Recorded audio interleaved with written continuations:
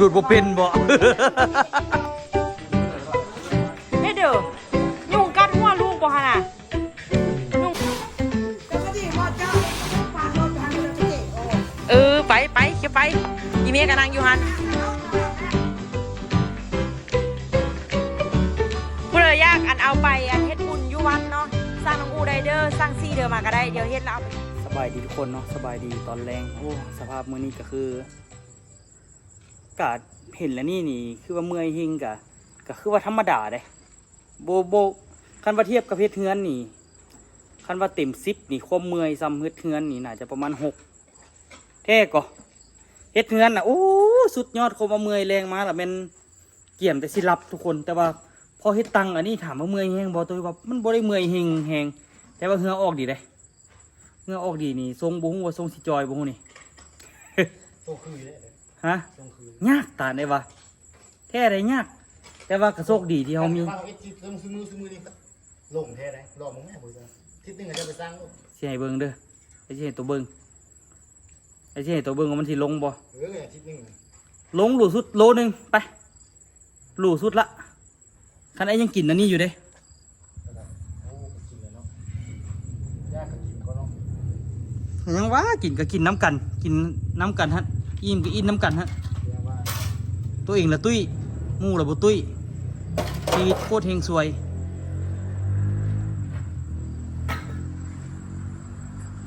ตัวนี้นี่ก็ประกอบแบบได้หลายได้แต่ว่าตัวนี้นี่สิได้เอาไปส่งเวลานะทุกคนเพราะว่า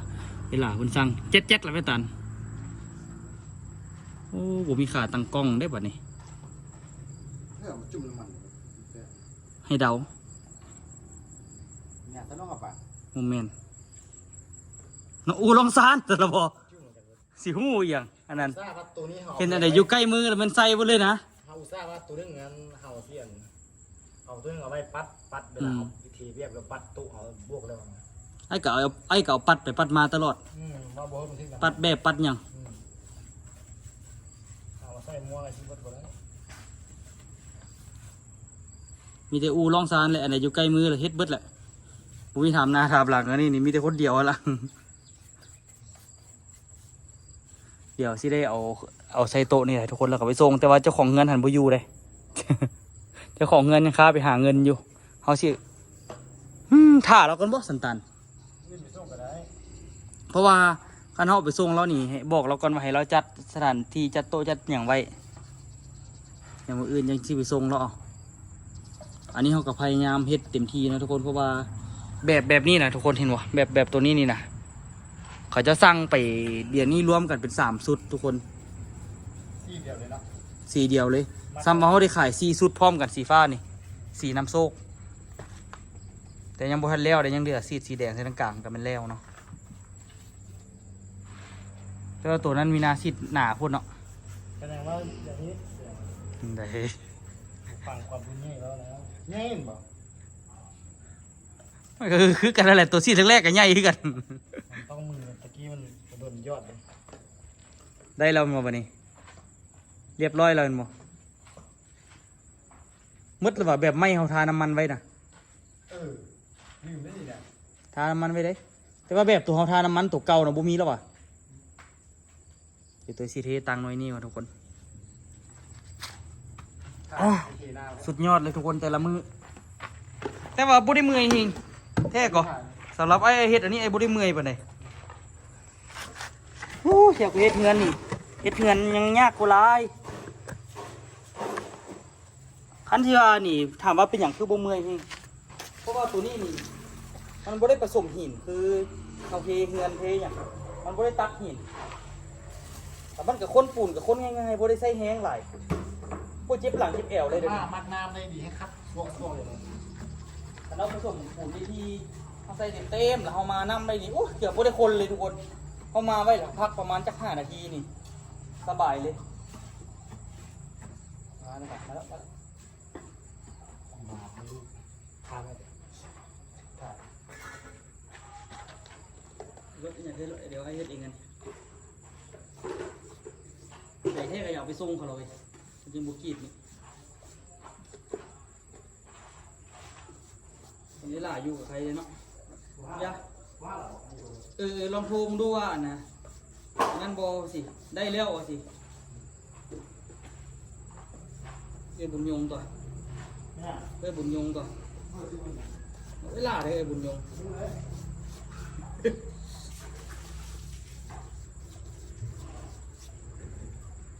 ผมจักได้บุญยง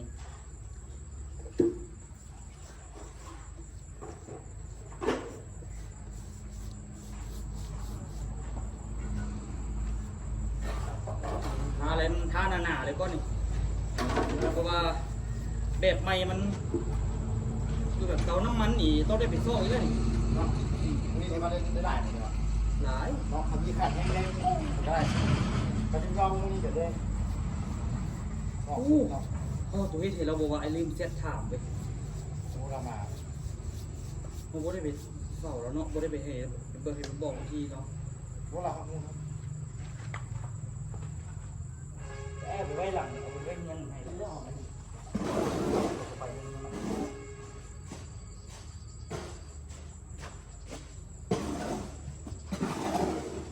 แล้วผสมขาวแล้วก็เม็ดขูดแบบดีกว่างามเลยก็เนาะเละบ่ได้เด็ดขาดเต็มที่ทุกคนเดี๋ยวนี้นี่คือนี่แหละเฮ็ดโต๊ะเฮ็ดตังไปแน่แล้วก็เฮ็ดอันนี้ไปแน่เป็นต้นตาลทุกคนเฮ็ดโต๊ะไปเฮ็ด YouTube ไปขายเครื่องไปที่บุรวยสบตันโตกกีดยางไปเฮ็ดธุรกิจส่วนโตไปเฮ็ดโต๊ะนี่ไปอีก3อย่างโอ้ธุรกิจเท่านี้ซ้ำกันแล้วก็ต่อหน้าตัน ฮะ ตอนหน้าไอ้มีเงินซื้อตัวนี้แล้วมัน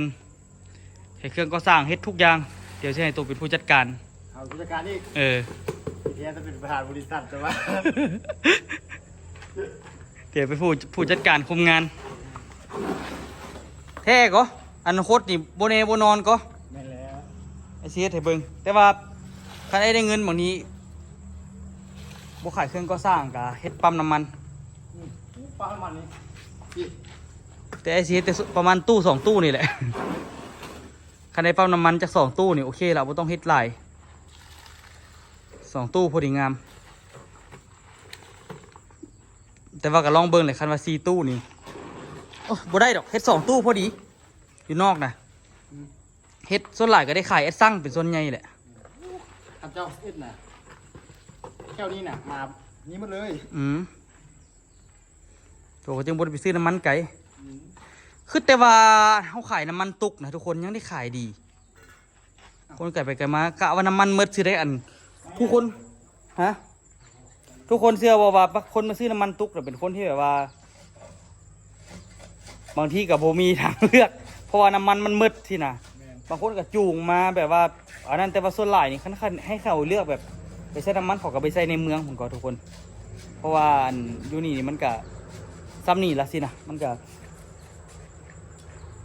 เขากับโบคุ้มที่จะเข้าไปทางใน แต่ว่าบางซื้อมาใช้ขวดขายนี่พัดได้ขายได้เงินดีก็ แต่ว่าเสียให้คนมาตั้งใจมาเติมน้ำเฮาเนี่ยมันเป็นไปบ่ได้ดอก ส่วนหลายเขาก็ว่าโอ้ยเล็กๆน้อยๆสินะตามความคิดของเฮาสิไปเติมมันเขาก็ยังบ่อยากเติมน้ำมันตุกมันบ่ตาน นี่แหละ เขาโอ้ยอุตส่าห์ไปปั๊มซะสำนีหนึงสินะแต่คันเฮามีปั๊มนี่ก็โอ้ยเรียบร้อย อันนี้ ปั๊บไปเลย ดีไหม โอ้ยไผมาน่ะ เออ โอ้โตมาวะ สมุยไอ้ตัวเทียนี่ไหม โตมา โอ้อันนี้เรียกปูจิตแม่นี่นะ เทอย่างเทแบบนี้วะ เฮ็ดไหม อืมโตมาวะเฮ้ยโตสิวะมาแต่ไกลนะ เนี่ยกับเยียอย่างน้ามาที่ โตมาเบิ่งพอเฮ็ดเวียกวะบ่ ลองพอขี้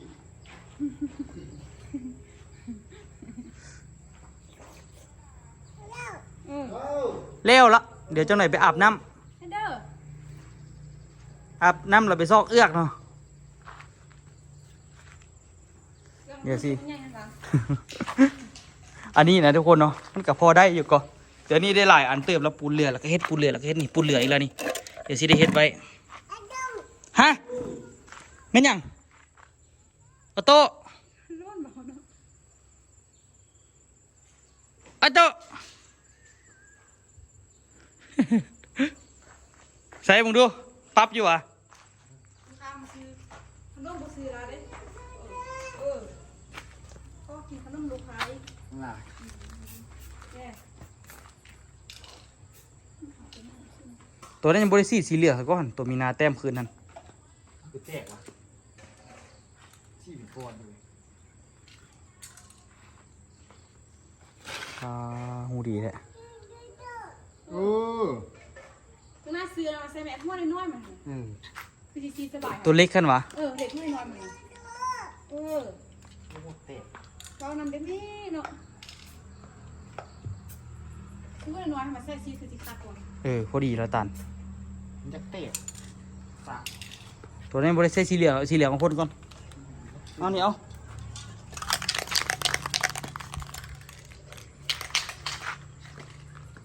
ตัวนี้พร้อมส่งแล้วก่อนนี่แต่ว่าสีโทรหาเราก่อนว่าเราสีสะดวกเอาบ่ไม่อยากเอาโต๊ะ ยืนโลดเรา เอาอันเด้อโอ้ยเอาไปใกล้ สีมืดแล้วเด้ทุกคนมายกแต่ว่ามื้อนี้ก็ถือว่าได้หลายก็มื้อนี้ได้เวียกหลายอยู่จักหน่อยนี่บริษัทมันสิเติบโตขึ้นแล้วก็นี่ น้อยว่านี่ก็ได้นี่นึงซ่าเม็ดเดียวได้อยู่ซ้ำตัวนี้โอเคอยู่ตัวนี้ มาเบิ่งตัวนี้ไหมต้องให้ปมือเลยนะ โอ้แหงว่ะหนักกด โอเค จะใส่อันนี้ไม่ได้เดี๋ยวไปซื้อที่บ้านนึง โอ้ตัวนี้นี่วะเนาะมาสติ๊กเฮ็ดคือไวที่สันกวาดอยู่ออกในหนึ่งกับโบเป็นอย่างตี คือมีนา เอาได้เอาแห้งเอาหายไปนี่ตีขนาด คือมีนาวะติดเลย อันนี้พิท่านเกินไป เขาก็เฮ็ดคักๆได้ตัววันนั้นมาละลูกน้องตัวตาลเล็ดตัวนั้นหันห่ออ่อนสีมันใส่คืนสีขาวโยด แม่มันท่านแน่มาสิว้ายดูบัก ดูดบ่เป็นบ่ จะไปดูดเลย ป้าต้นเราเป็นเบิร์ดห่วยเลย ขวดเด้ กินน้อยเพิ่ม บางอย่างมาสิแตก เดี๋ยวไปเอาตังค์ก่อนเดี๋ยวไปเอาตังค์แล้วก็นั่นก่อน ข้าวแล้วน้ำมือหน่อยใส่เลย ไปเอาตังค์มาใส่เอากระจายรถ สินี่ก็แห้งแล้วนะ แห้งแล้วทาแต่เศร้าพุ่นน่ะ กะโลมาได้แล้วหมักเลยกระถาง จะหู้บ่อันนี้น่ะจักเปลือกเจ้าวะประมาณ7 เปลือก แต่ว่าผู้ใดได้ สี่นะ ผู้ใดได้ตัวนี้ไปดีสุดนะ สี่ดิที่ว่าสุดๆเพราะว่าลืมอีกแล้วลืมอีกนี่นะ ที่นี้แล้วมาเปลี่ยนถาสีเขียวมิ้น เพราะว่าแม่มาเมื่อเช้าวันนี้ มีถาตัวนี้ก่อน แล้วแม่จะ ฮอตอ่ะนะ คันว่าเมื่อวานคันป้าก็หันคันว่าอิตาวันบ่เอาแล้วแม่สิเอา นั่น แม่ถามว่าอันอุคำว่าเอาไปส่งอิตาวันแล้วก็อิตาวันจองแล้วก็นะแม่ละย่าแต่แม่ไปจับเบิ่งโซนมันโซนมันแลมเด้ย่ามาเบิ่งไงตอนเนาะ นี่พวกนี้ก็เฮ็ดอ่ะ แลม เฮ็ดให้เอ้ยนั่นอันนี้เอ้ยอย่างก่อนส่วนขวามีเอ้ยใครสีนะ อีอันเดี๋ยวละอีซ้าย แม่น ซ้าย เราเอา2 ชุดเอาแบบเดียวกันอีกโอ้ไผก็ว่ามักแต่อันนี้ สีนี่มันแก้มไปเซอร์กะโลเลยมันสีแดงเดี๋ยวพอดีเข้ากันถ้าสีแดงไปเซอร์กะโลสีแดงมันบ่เห็นโต๊ะ เฮ้ยค่าอยู่มังเงินผู้ใดกันมัดก็สิ เอ้ย โอ้ยได้ โอ้ คำนั้นนะนี่คำนั้น โอ้เอิ้นเอาพุ่นน่ะมีกวักมืออีกเด้โอ้พุ่นน่ะมือพุ่นน่ะมีเฮ็ดซี่อีกเด้เฮ็ดซี่อีกเด้พุ่นน่ะตายเอามากินเด้เดี๋ยวเฮาไปกินของเฮาไปกินของเอื้อยหลายมดอีมวยนะมดแซ่บอ่ะไปกินแต่ของลูกค้าเนาะโอ้ไอเฮลนี่หุ่นด่ามือหุ่นน่ะ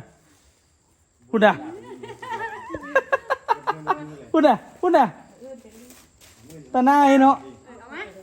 หุ่นน่ะตาลเบิ่งมือมันจะกินอะไรไหม กินแน่เงินละบาทบ้าจะดูดบ่ขึ้นละเอ็ดเลย หมดแล้วเอาโต๊ะกินหมดเครื่องขวดเอาโต๊ะ ได้ มาดูดได้มาขึ้นกันไปดูดดูดเลยมาขึ้นกระดูดน้ำกัน ได้มาหน้าตลอด ไอ้คุณน่ะขึ้นอีกนี่น่ะขึ้นเด้อ มาขึ้นแล้วมันจำคน เอฟ มันเมี่ยงมาได้ มา บ่ขึ้นเสียมันได้กลืนเอาน่ะ โอ้มวยเมี่ยงเลยเดี๋ยวนะมันขาดอยู่แต่โซน เบิดแล้ว ไปเป็นไร เป็นไอ้เราจิมอนตะเอือยค่ะจิมอนตะเอือยล่ะเป็นอันเดียว พอแล้วไปกินของเฮาเอา เนาะกินแต่ข้อลูกค้ามาซื้อขนมเมื่อกี้ก็ใคร คือ ขน อั ม น ลูกค้า นี่คืออีนิ่งอย่างน้อยเป็นตัวยาคลายเครื่องค่ะข้าวนึ่งปื้ดบันเดินแด้กินแต่เราเข้าไปซื้อบริหารเพิ่นน่ะวันนี้ว่าเราเป็นตัวยากะอีนิ่งก็กินไล่แล้ว เฮ้ยเด้อยุงกัดหัวลูกบ่ฮะน่ะยุงกัดหัวลูก ตียุงยุงกัดตียุงเด้ เริ่มเมื่อยแล้วตียุงหมดมือเนาะ บางอย่างนี่กินได้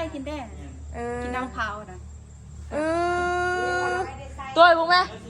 เจ้าบังลูกเจ้าขี้ข้อไหม ขอกินน้ำหน่อยดิ มันข้อกินขนมในอาเซียนมันก็ได้กินมันเกือบท่องกูนะเขาซื้อน่ะข้อได้ข้อกินไอ้มวยได้แค่ไหนกินแน่ ไป เอาตัวข้อเด้ แม่น เอาไปให้คล้องจอดแดง ก็ต่างจอดอะไรเฮ็ดตีนนั่น อันนี้บูเป็นตัวนี้ นี่บงน้ำมันปีแบบ เลือก เขา เสีย จับ ใช้เองอันนี้ เอาไปใส่เอง นั่งกับตัวเองนั่ง มันคักเราได้แป้งตั้งเนาะมากินเบียร์อ้อมกันอันนั้นพอดีมวนพอดีว่าจะได้ไปเสิร์ฟ เนาะคันว่าน้อยให้มันกับบุคักเนาะมันว่างพอเนาะพอดีเนาะ บ่ตัวยาวๆ โต๊ะไม้แล้วมันยาวแล้วมันบ่มัดข้องกินนะมันยืดเดี๋ยวยากอีก ตัวยาวๆหันนั่งได้แต่6คน ข้างคุณเลย โอ้ถ่ายวิดีโอลง ไปข้างหน้าวะ ลงไกล ป้าเขาเซ็ตเองสิได้รูดที่เส้นนึงล่ะค่ะก็เซ็ตเองนี่สิ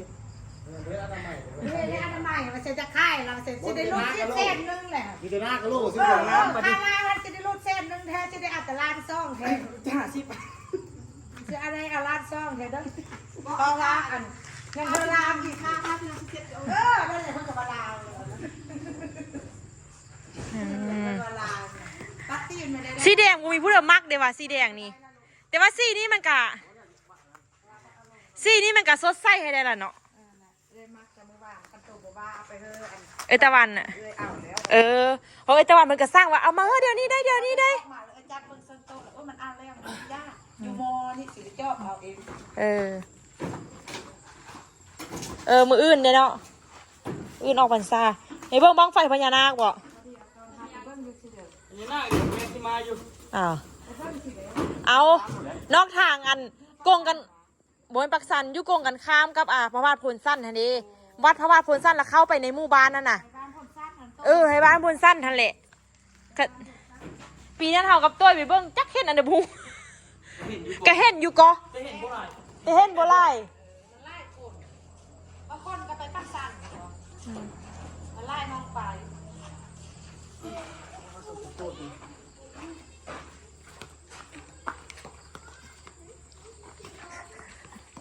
เบิ่งสีหน้านายสร้างสีข้าวยอดอันนะ เอาไปได้สิอ้าว นี่เหรอซ้ำมันอันนั้นมันก็ซ้ำมันก็หลายเดือนแฮงก็ เอาเข้าทางเนื้อ อันนี้ที่สีฟ้า2 รอบ ใส่ซี่นี้ สุดท้ายประมาณ6 รอบ หมดซี่นี้แค่เดียว ได้ไปปุ๊บแล้วที่เนี่ย แท็กซี่นี้แค่เดียวแม่น้ำเบียร์กับเลือดละร้อนเลย โอ้ย6 รอบปะตี ลูกค้าไปโฆษณาได้ตัวนี้ได้จะเอาได้อัดงานตาก็ยังแต่ซี่เดียวน้ำเบียร์ทั้งกับลูกปลาหันเป็นซี่นี้เลยเอาตาเศร้า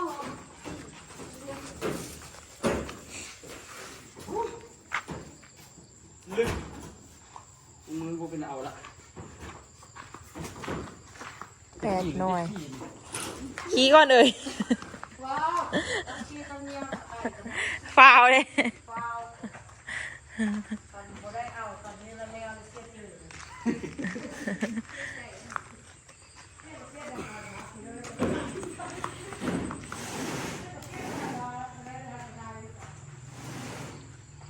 สี สีแดงนี่มึงพูดเอาได้บ่เนาะสีแดงนี่พูดเอาขึ้นไปถึงบ่เนาะ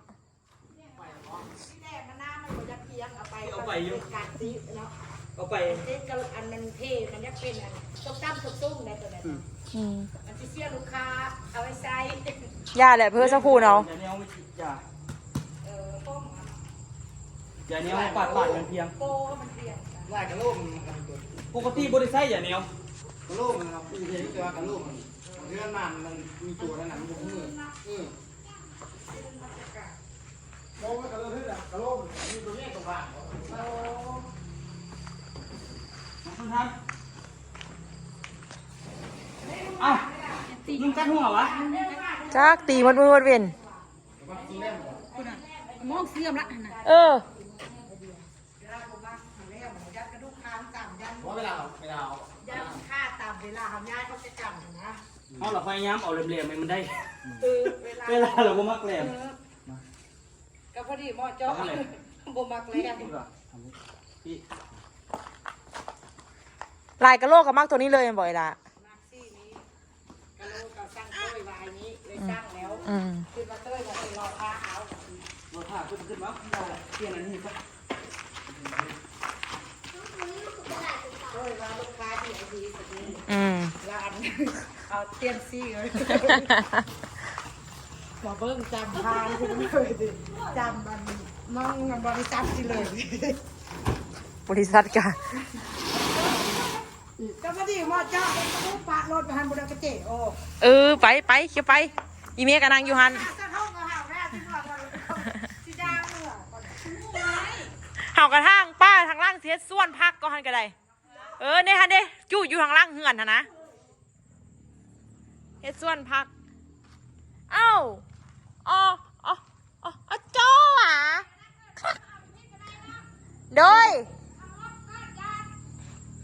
โอ๊ยตัวมุลายเด้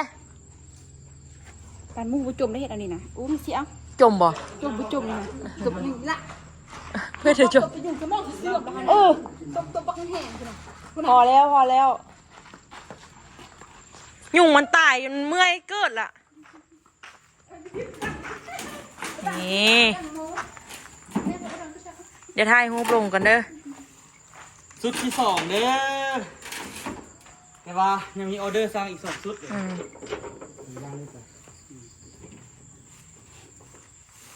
ไปอุดมซาน ไป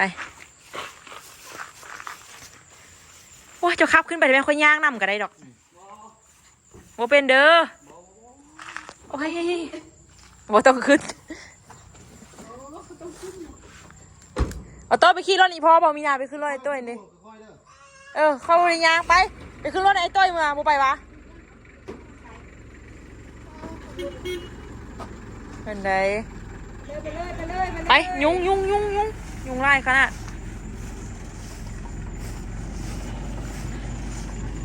นี่ส่งใกล้ๆตังวานาบานคุ้มค่าขนาดซื้อรถฮอนไดนี่มาก็ได้ซื้อรถคันเดียวกับคุ้มขนาดนะใส่งานนี่สุดที่2นะคะ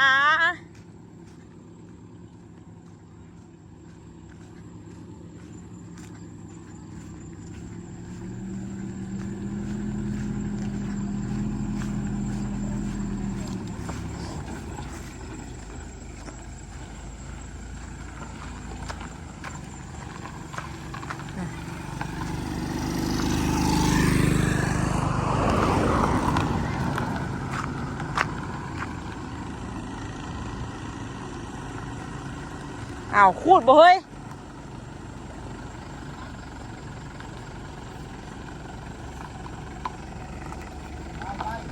ไป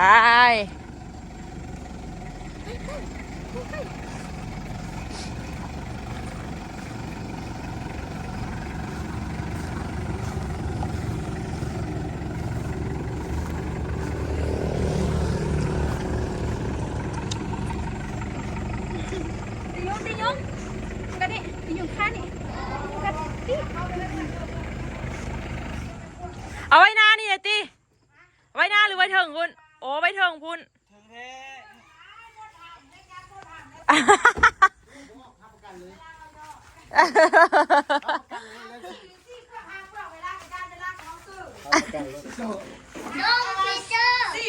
เจ้าไปหาไอ้มอยไปวันน่ะดูนะดีใจ แม่ว่าร้านในเบราว์เซอร์แล้วมันไล่ซี่ข้ามทุกคน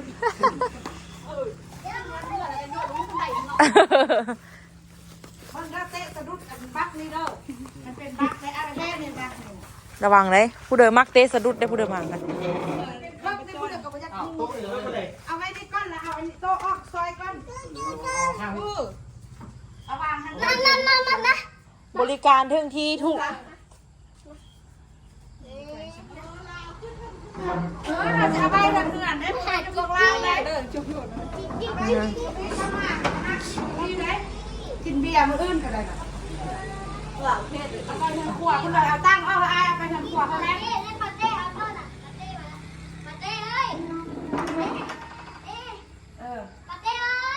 เอาหนูมาแม่ลูกนี่ได้มันสิตั้งแล้วมันสิได้บ่ได้ลูก สุดสีแดงอันบุมีผู้เดินเอาสิได้อันนั้นแท้ๆแหละเอาไว้หนาฮาน มันได้บ่มักอันย้อนอันเดียวบ่มักย้อนแล้วก็ลูกเลยกับแดกโต๊ะเสื้อละมันค้ำกัน เนาะมันต้องตัดกันเนาะมันเป็นอันเดียวเลยบ่มัก แต่ที่จริง ป้าเมียงค กายกระน้ำเก็บได้มือ5-6ตัวบ่เมื่อเช้านี่ค่ะ ำป้าเลยทอดกินเมเซียบก่อนมึงออโต้ก็ได้โอ้วาวน้ำมาอีกโอ้อยากห้าเอามาเด้ฮัน ซื้อแล้วมันมีมองดังเลยชักแก้อามินาอุ้มออกก่อนคุณน่ะไปใช่เนาะ เขาไปคานเนอคุณไป เอาเนาะเข้านะคะเนี่ย ไปคานในงานพุ่น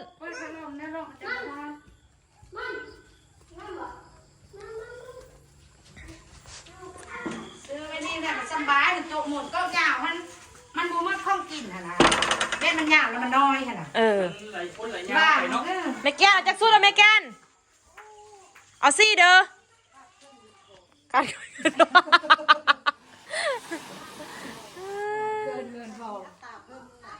มีอัตราเพิ่มมาเอาเด้อเลือกซี่เลย เสียไปไว้พุ่นเดี๋ยวก็แก้ไว้เสื้อเนี่ยพอมีอันซุ่มแซวกัน3-4 คนเอ็กคาสิโนว่าเอ็กคาสิโนผมแม่ไปเลยเอ็กคาสิโน เด้อ FC ผู้ใดยากซื้อไปถวายวัดบ้านเฮาซื้อได้ โอ้ยไปนั่งตั้งอยู่วัดเนาะ อยากเอาซื้อไปไว้โรงเรียน ซื้อแล้วแม่เพิ่นเอ็นโปรโมชั่นลดเธอล้าน3อยู่มอเดียว หันไปส่งเลยก็50,000ผู้ใดยากเอาไปเฮ็ดบุญอยู่วัดเนาะสร้างน้องอูไดเดอร์สร้างซี่เดอมาก็ได้เดี๋ยวเฮ็ดแล้วเอาไปส่งอยู่วัดเถอะอยู่วัดบ่โรงเรียนบ่หรืออันเดอสร้างมาได้คักขนาดเนาะมุมนี้นะแบบวิวก็อันนี้งามขนาดตื่นเช้ามาเวลาเห็น โอ้ดีแล้วนะรถกำลังออกมาย่อยแน่ โอ้บ่จ้อยหรอก พอแล้วเขาได้ค่ายเขา5 มือนี่มา บ่จ้อยดอกแม่แก่นเลยมีตั้งแต่หุ่นฟิตคนดุกใหญ่เนาะเดี๋ยวเสือจ้อยเนาะ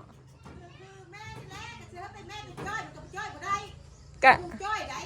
กะ คนอื่นเบิ่งกูจ้อย ดุกใหญ่ ลงงาน10 โลนี่ก็บ่มีเพิ่มนี่ก็แล้วจ้อย เดี๋ยวไม่ต้องไปออกกันแม่ถึงสู้กัน พออะ เดี๋ยวย่อสักกันแมกกะโลไอซิบาย เออ โอ้ยมันสุดอัน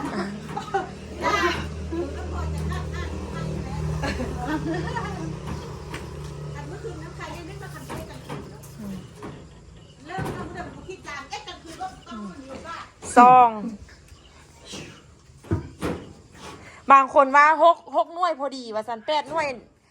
ยนี่อันโพดมันปัด6 หน่วยมันกับอันนั้นโพดเนาะเนาะเฮาเบิ้งมันคือว่าคับแคบที่จริงมันพอดีเด้ นั่งพอดีนั่ง ตั้ง8 หน่วยก่อ มันพอดีขนาดเอ็ดกันห้างกันเฮงไล่มันกับบ่ได้นั่งมันกับบ่พอ ไล่ตั้งอีบ่แหงคักนะ จริงๆเอาตั้งไงมาเสิร์ฟนี่ นั่งกินเบียร์ไล่คนนะ มื้อเดือไอ้วันมา ทางห้ามือมาเราได้เนาะ พา เสียวเลยทางมือมาเราได้กันเลยเสียวเลย เงินเดือนยังไม่มีตังค์บ่เงินบ่งาม นี่ตามหน้าบางคักสุดนี่นะเข้ากันคณะอะไรนี่นะ ว่า ว่ามาจะต้องเจอเลยนะเข้ากับมดท่านก็มีแต่โต๊ะแต่ตั้งนะแต่ว่าให้มากกันโต๊ะหมดไปเศร้าโต๊ะเศร้าตั้งเศร้าเต้นข้าวยำบุญค่ะ ก็คือก้าวจะไปส่งอันนี้ได้เลย แม่นแล้ววะ เงินเท่ากูเด้อ เฮาก็ได้ คันเงินเท่าเอาก็ได้ อิว เดี๋ยวกับแม่ค้าด้วยกันลูกค้าด้วยกัน เด้อว่าเลย เด้อต้า 2 3นี่ เอาน้ำเสื้อกาแฟจุ๊บมาเซ็ตดู ล้าน3 ได้โต๊ะสุ่มเลยวันละได้โต๊ะสุ่มเลยอย่างวะ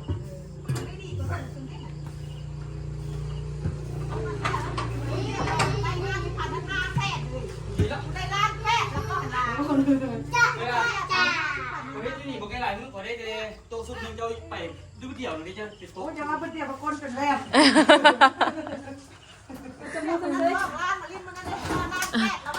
ตัวมูสมเสืออีก ทอดข้อ ฮะ ว่าซื้อน้ำมะพร้าวไปกินนะ ข้อเอ้ย ดูจะมาบ่หันใจดูแล้วว่าอ๋อมันเลยกับข้อได้ข้อเป็น ข้อเป็น ข้อเป็นฮะ พอดีก็แม่อีแม่บ่แค่วะ นางไข่ก้อนเอาโต๊ะเหงาเสื้องามอีกงาม ตาย มึงเสื้อต้องมึงเสื้อได้ เอาเฮ้ยผู้เอ็ดนำเงินมึงต้องครบบ่ อ่ะ เอาเฮ้ยนายสร้างนำเงินมึงต้อง ฮะ ผู้ดี พ่อมันยังมีท่องเที่ยวอยู่ มันย่างไปย่างวันใดเนี่ย เอาสั้นมาดีว่าหนึ่งอันนี้เที่ยวก็ได้ ได้ดูผู้ดีนี่มีแล้ว อ๋อหาเห็นเล็บมือตัวเอง เอามั่วเฟต้าน้ำมาเซ็ตนะลูก เนี่ยอันนี้ก็นั่งติดกันหมดเลย มันอันนั้นมันโต๊ะเหงาแต่มันหน้าอะไรแค่ ไปเกียนรถ เลย ตัวเงาพี่แม่ตัวโต๊ะน่ะอยู่บนเงาพี่นี่ ตัวยับอีดีตัว ดีพวกนี้ก็ย่างบ่ได้อีกสิ อะไร ตัวหน้าแดงทางโทร5ฮับบ่ ตาลได้เงินอีกแล้วตาลเฮ็ดจังได๋บัดนี้ฮะว่าสิเฮ็ดจังได๋กับมัน สิไปได้ป่ะ ฮะ ล้างก่อนป่ะล้างกิจการ ล่างก็ล่ะ อันนี้ไปทางหน้าเห็นบ่ เขาบ่รักดอก ไปตามไปโซเลยไปข้างหน้าเดี๋ยวเขาไปอยากได้ เดี๋ยวเอาขึ้นก่อนทุกคนเป็นในฝากทุกคนติดตามเด้ออันนี้นี่สิเอาไปทางหน้าก่อนแล้วกลับไปขายเลยนะทุกคนเนาะอันใดแล้วก็สิไปไว้อันใดแล้วก็สิไปไว้อันนี้สิได้ทอดไว้นิดนึงบ่ทอดเลยบ่หรือทอดนิดนึง แข่งอยู่ ยังล่ะ นี่มา ไว้เจอกันคลิปหน้าทุกคนทอดแบบก่อน